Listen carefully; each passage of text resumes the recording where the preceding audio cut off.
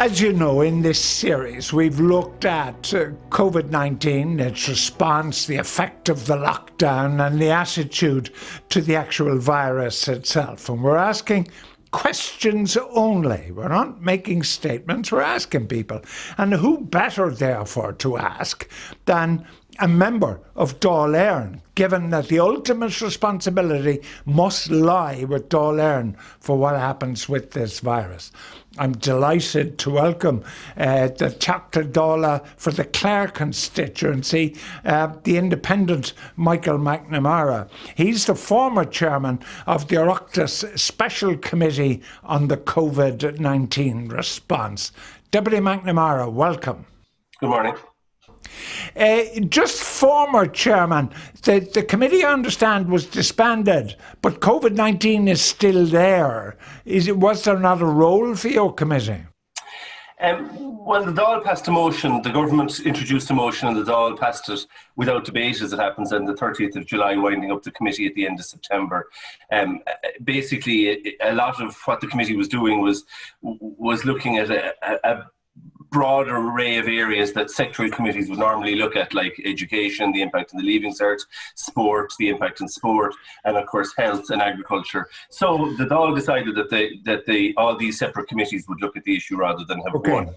Is there a role for it? There possibly is, in particularly in looking at NPHET, because I mean, you have the Health Committee, which is now looking at this, but the Health Committee is also looking at all the problems in the healthcare system which existed before the last election and which pretty much dominated the last election. Now, none of those problems have gone away. In fact, they're all a lot worse. So, as well as looking at those issues, the Health Committee is also supposed to be looking at the COVID-19 response and what NPHET is advocating. That's a lot of work for one committee. Well, few people in Dáil Éireann, you may be former, but have the intimate knowledge because of your position as chairman. And you mentioned NPHET, you bring it up. One of the great concerns for many people seems to be that the chief medical officer is making the decisions and the government, the elected government, appears not to be. And that instead of being the advisor, Dr. Holohan is in fact the maker of policy. How do you react to that? It certainly has that appearance at times, and that is obviously problematic from a point of view of democratic legitimacy and constitutional legitimacy. I suppose NPHET and I mean the CMO was very much wheeled out, and that wasn't unusual. I mean, other countries were also, I mean, we had, there was a Professor Whitty in the UK was being brought out. But I mean, the government, I suppose, didn't want to take full responsibility for some of the actions that they were taking in March. So they created this construct of NPHET and brought the CMO out.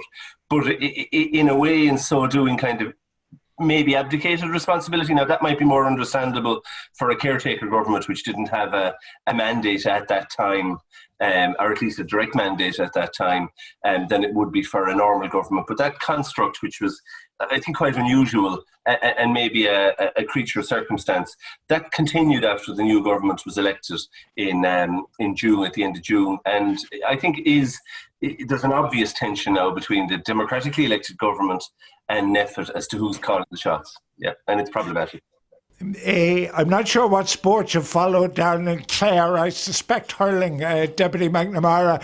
But we could say the government kicked it to touch, therefore, the new government when they created NPHET. But I'm glad you mentioned Professor Whitty. What we see in Britain is, one, their experts made a lot of mistakes.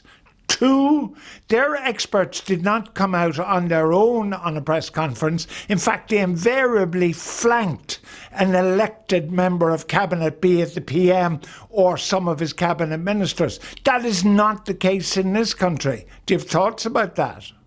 Well, I mean, it's clearly not the case in this country, but I mean, I suspect that the CMO, as a civil servant in the Department of Health, did what he was told to do by either the then Minister for Health or the Taoiseach or both. The fact that that's continued, I think is problematic. I mean, not the fact that he's continuing to give advice and continuing to analyse the situation. As regards mistakes, well, NPHET hasn't, in my view, been as transparent as it could or should be in publishing data and the evidence upon which it's making decisions, and indeed its modelling. you know, this is science. We're constantly told this is science and we have to follow the science. But I mean, the essence of science is that the information is transparently put out there and is open to peer review. I mean, everything is peer reviewed from every scientific claim is worth nothing until it's peer reviewed. So, I mean, I would have thought that there should be a lot more transparency and a lot more peer review of the information that's leading NPHET to make the recommendations that it's making. I certainly, and by the way, my guest is Michael McNamara, the Teachta Dála for the Clare constituency, an independent TD, it must be said. But Deputy McNamara, if we look at the British situation, they were bounced into lockdown recently on the basis of figures that were proven to be incorrect. Some of the modelling, the appalling modelling done by Imperial College, which forecast almost 1 million deaths in the United Kingdom. Our own scientists here who forecast 80,000 deaths. The one thing we do know is that mistakes can be made. But if no questions are asked or no answers are given, your point about peer review, I don't want to put words into your mouth, but as you sit here today talking to me, is it your belief there should be peer review? Oh, I think it's essential for the sake of confidence in the recommendations that are being made, because we're being told follow the science. So, I mean, it is absolutely essential. I mean, this is not theology. This is not clergy telling us that this is what we need to do for our salvation. This is scientists telling us that this is what's necessary.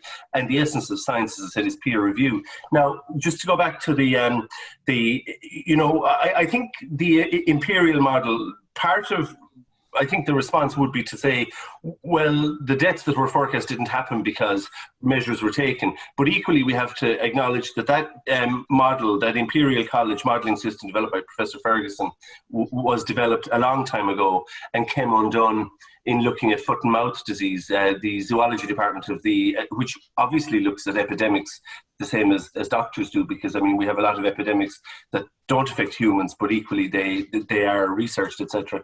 And I mean that was very much taken apart. That imperial modelling system was, or coding was taken, or the predictions at least that it was throwing up were taken apart by the University of Edinburgh a very long time ago, so it was strange that it would be used again.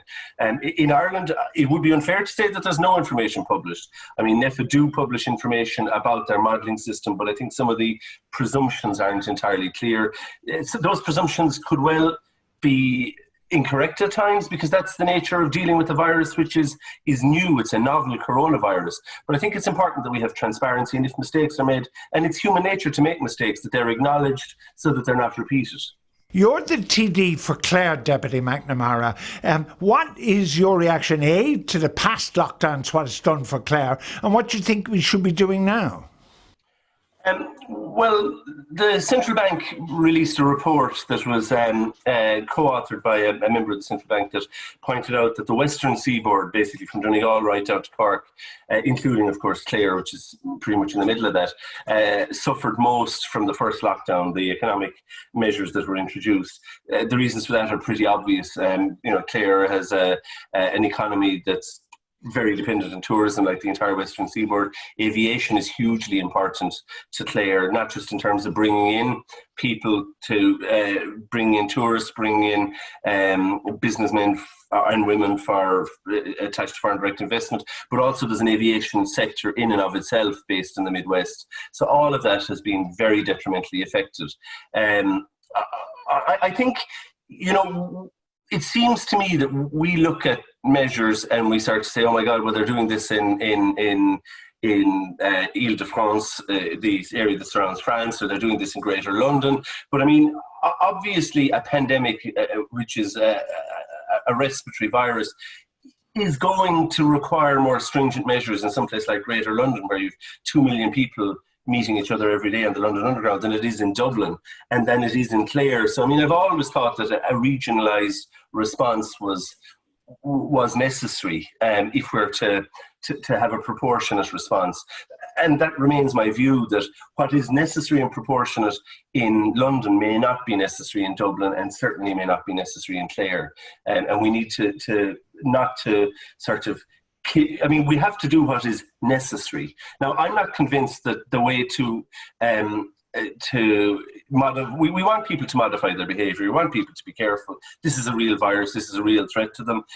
But the way to do that is not to remove all their personal autonomy, to start to fine them for having dinner with their parents, or which fines have been introduced recently. I think the way to do that is to encourage people to tell them what the risks are, because nobody wants to get it. So I mean, I'm not a believer in seeking to tackle this through the use of law, because I don't think in any area of public health, I think the law is a very blunt instrument that generally it's accepted in other areas of health doesn't work as the way to achieve change or bring about results. So I'm afraid I don't believe in lockdowns per se.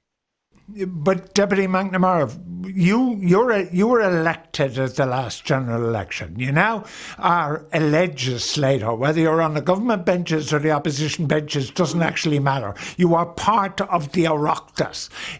Do you feel that the Oireachtas has actually been hampered in its decision making by the fact that there is an unelected group who are calling the shots? Well, I think that makes it all the more important to have a committee of the Oireachtas, because obviously unelected civil servants or any other group can't come in and appear before the Dáil and be asked questions by the Dáil, but they can come in and be asked questions by a committee. So I think that makes it all the more important that there's a committee that is that is asking questions, holding them to account and probing what they're doing. But I mean, in more general terms, I mean, the Irish Dáil, I think, isn't good at holding the government to account. Maybe it was sometime in the past, but it certainly isn't now. And in my life, I was a TD from 11 to 16, and I was re-elected in 2020. Certainly during my time in the Oireachtas, it has not been good at holding governments to account. If you contrast that with the British Parliament, for example. But I suppose in Britain, the Parliament is sovereign, and I think there's a very keen awareness of the importance of Parliament. And I think Prime Ministers don't go in to Parliament taking it for granted in the way that Taoiseach do go into the Dáil taking it for granted.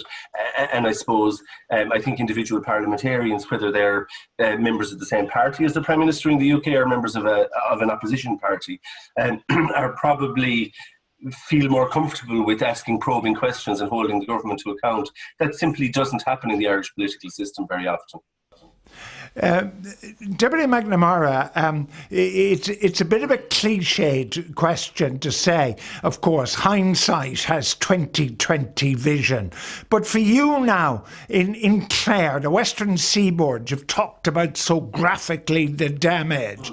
If you look back to St. Patrick's Day now, with that benefit of hindsight, do you think we could have done it better? Maybe in or about St. Patrick's Day, possibly not, but certainly by the summer when it does appear, I'm not a scientist, I don't want to portray myself as a scientist, I didn't study science, I studied law in college, I have no expertise in science, but it seems that there's a degree of seasonality about this virus, if you look at what's happening now right across Europe.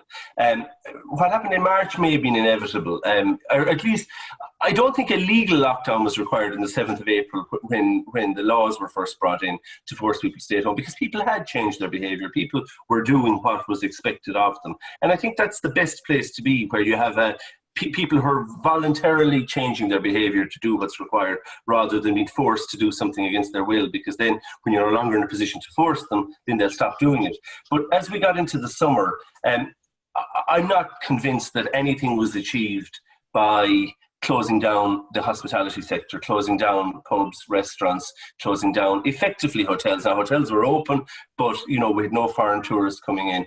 And I'm not convinced that closing down our aviation sector was necessary or really had any huge impact in Ireland over other countries at the time. And it was clear that other countries were taking a different path. We chose our own path of extreme caution. But, there's been a study recently at the University of Bristol, which is quite interesting, and that's of the effect on mortality levels and average life expectancy in recessions, because average life expectancy in a boom increases in the general population. It doesn't increase during recessions. So, I mean, they've produced, again, it's economists and statisticians, but so too is the modelling that NPHET do is about statistics, showing that destroying the economy will have an impact on life expectancy and on the length of time that people live, just as not dealing with COVID-19 properly will have an effect on average life expectancy and mortality. But it's not a choice between one or the other. I mean, it's both have to be weighed in the balance. And I don't think that from a health perspective, that the ill effects of shutting down the economy that they are being sufficiently taken into account. And that's not to even mention mental health, of which we have alarmingly little data on the mental health impacts of the first lockdown, or indeed other areas of the health service which haven't been performing, but haven't performed for decades now. Deputy Michael McNamara, Dr. Dála for Clare, also the former chairman of the Dáil, the Oireachtas Special Committee on COVID-19 Response. Thank you so much for joining me on what was certainly pretty illuminating for me. Thanks very much.